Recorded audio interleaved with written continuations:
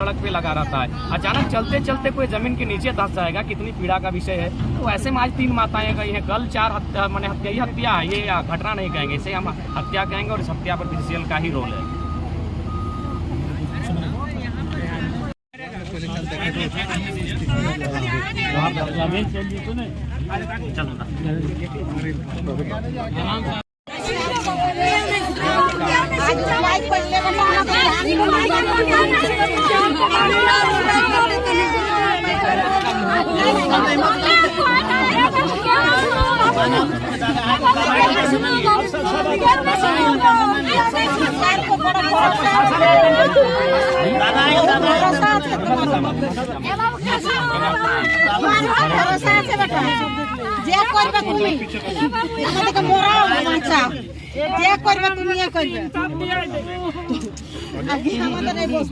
अच्छा तेनी देखल दिखा घटना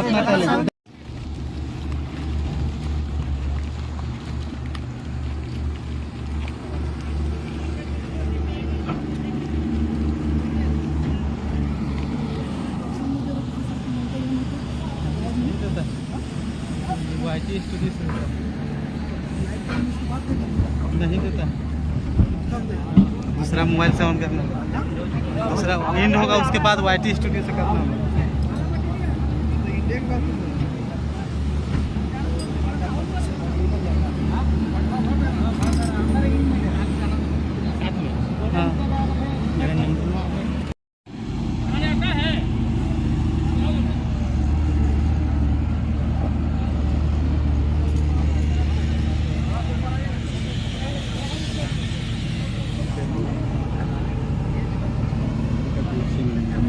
मुआवजा मिल पा रहा है, ना कोई नौकरी मिल पा रहा है, ना कोई उचित व्यवस्था मिल पा रहा है।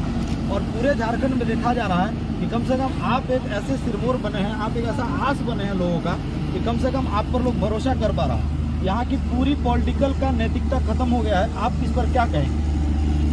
बिल्कुल, भगत सिंह ने एक कथन कहा था कि आज़ादी तो हम अंग्रेजों से छीन लेंगे, पर वो आज़ादी गाँव गरीब किसान मजदूरों तक पहुँच पाएगी कि नहीं, ये बहुत बड़ा सवाल रहेगा। और आज मजदूरों की और इन ग्रामीणों की मौत के बाद ये स्पष्ट हो गया है, भारत में आज़ादी चंद मुट्ठी भर लोगों के हाथों में है। ये सच्चाई है। आज लगभग मैं भी जीएम से टेलीफोनिक 4-5 बार इस विषय मैंने वार्ता को सूचना दिया है कि फल्ला स्थान में कभी भी कोई अप्रिय घटना घट सकती है, लोग ज़मीन के नीचे समा सकते हैं, लेकिन उसके बावजूद अभी तक कोई एक्शन नहीं। गाँव वाले 1.5 साल से लगातार विस्थापन को लेकर अपना आवेदन दे रहे हैं, लेकिन अभी तक कोई कार्य नहीं किया गया है। तो इससे स्पष्ट होता है, और हम बार बार अपनी बातों में भी कहते हैं कि झारखंड के लोग जानवर के समान है। ये लोग हमें जानवर से भी गया गुजरा मानते हैं। आज देख सकते हैं उसी का परिणाम है कि आज हमारी जो माताएं जिनका दफन हुआ है, टुकड़ों टुकड़ों में उनका पार्ट्स ज़मीन से बाहर निकल रहा है। यानी हमें एक न्यायप्रिय मौत भी नहीं मिलती। हम इतने पीड़ित अवस्था में हैं कि अपनी माटी खोने के बाद, अपना ज़मीन खोने के बाद, देश को इतना कोयला का रेवेन्यू देने के बाद हमें एक मौत भी ठीक से नसीब नहीं होती है। हमारा कहीं अंगुली का टुकड़ा मिलता है, कहीं जांघ का टुकड़ा मिलता है, कहीं हाथ का टुकड़ा मिलता है।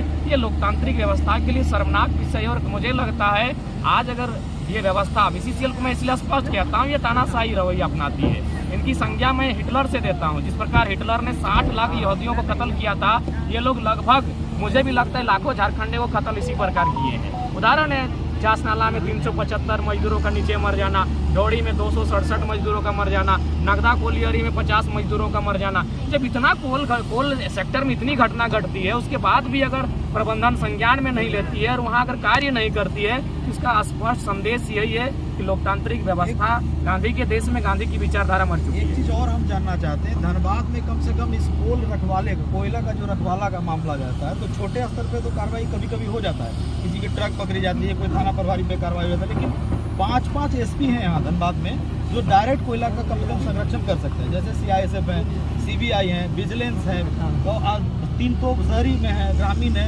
SSP है, ऐसे 5-6 एसपी हैं जिनका ये जिम्मेवारी होना चाहिए। उस पर लगता नहीं है कि कभी कोई वो कार्रवाई करते हैं। और आखिर इसका परमानेंट इलाज क्या है? देखिए, इसका परमानेंट इलाज है पॉलिटिक्स की नैतिकता। कि भारत एक लोकतांत्रिक देश है, अगर हमारे जो पॉलिटिशियंस उनमें नैतिकता होगी तो प्रशासन और प्रबंधन के लोग भी दायरे में काम करेंगे। क्योंकि हमारी पॉलिटिशियन में नैतिकता नहीं है, उनमें नैतिकता नहीं होने के कारण जो IAS IPS उनको खुलकर छूट मिलती है। बाकायदा कोयला का जो मामला है वो तो अखबार के माध्यम से ही हम लोग पढ़ते हैं, 600 करोड़ का अवैध कोयला प्रत्येक महीना निकासी होता है, चोरी होता है। तो कहीं ना कहीं IAS IPS अपना जो उनको जिम्मेवारी मिला है इस राज्य के उत्थान के लिए, इन जिला के उत्थान के लिए, उस पर वो मुकर जाती हैं। और इसके लिए हमारे पॉलिटिशियन दोषी हैं, और पॉलिटिशियन अगर दोषी है तो उसके लिए हम जनता भी दोषी है। इसीलिए अब खासकर झारखंड में जो परिस्थिति बनी है, मुझे लगता है जनता को भी नैतिकता का परिचय देना होगा। अगर हमारे जनता नैतिकता का परिचय देंगे तो राजनेताओं को हम लोग घुटने पर बैठा के रखेंगे।